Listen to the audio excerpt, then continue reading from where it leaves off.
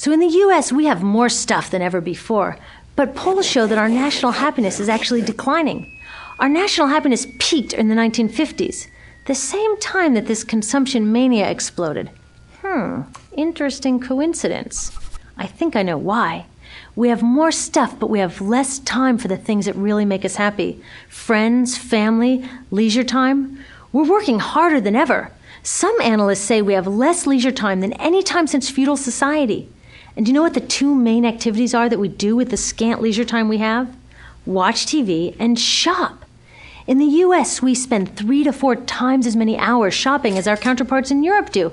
So we're in this ridiculous situation where we go to work, maybe 2 jobs even, and we come home and we're exhausted. So we plop down on our new couch and watch TV, and the commercials tell us you suck. So you got to go to the mall to buy something to feel better, and then you got to go to work more to pay for the stuff you just bought. So you come home and you're more tired, so you sit down and you watch more TV, and it tells you to go to the mall again. And we're on this crazy work, watch, spend treadmill, and we could just stop. So in the end, what happens to all the stuff we buy anyway? At this rate of consumption, it can't fit into our houses, even though the average house size has doubled in this country since the 1970s.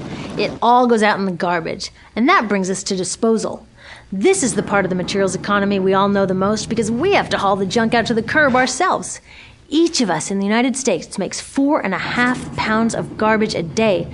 That's twice what we each made 30 years ago.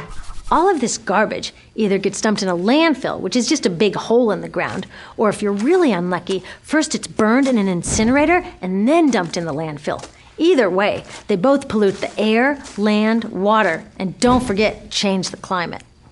Incineration is really bad. Remember those toxics back in the production stage? Well, burning the garbage releases the toxics up into the air. Even worse, it makes new super toxics, like dioxin. Dioxin is the most toxic man-made substance known to science, and incinerators are the #1 source of dioxin. That means that we could stop the #1 source of the most toxic man-made substance known just by stopping burning the trash. We could stop it today. Now, some companies don't want to deal with building landfills and incinerators here, so they just export the disposal too. What about recycling? Does recycling help? Yes, recycling helps. Recycling reduces the garbage at this end, and it reduces the pressure to mine and harvest new stuff at this end. Yes, yes, yes, we should all recycle, but recycling is not enough. Recycling will never be enough for a couple reasons.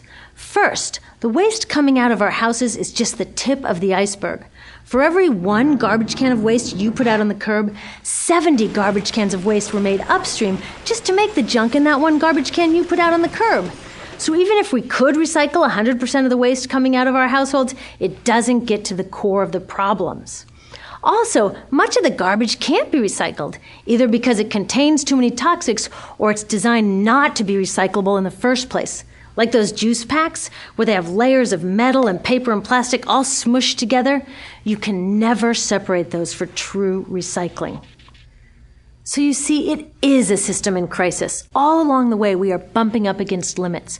From changing climate to declining happiness, it's just not working. But the good thing about such an all-pervasive problem is that there are so many points of intervention.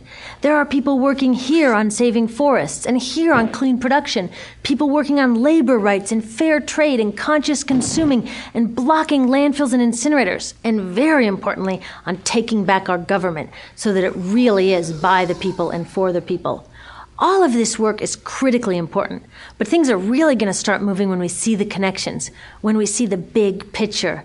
When people along the system get united, we can reclaim and transform this linear system into something new, a system that doesn't waste resources or people. Because what we really need to chuck is that old school throwaway mindset. There's a new school of thinking on this stuff, and it's based on sustainability and equity, green chemistry, zero waste, closed-loop production, renewable energy, local living economies. It's already happening. Now, some say it's unrealistic, idealistic that it can't happen, but I say the ones who are unrealistic are those that want to continue with the old path. That's dreaming. Remember, that old way didn't just happen. It's not like gravity that we've just got to live with. People created it, and we're people too. So let's create something new.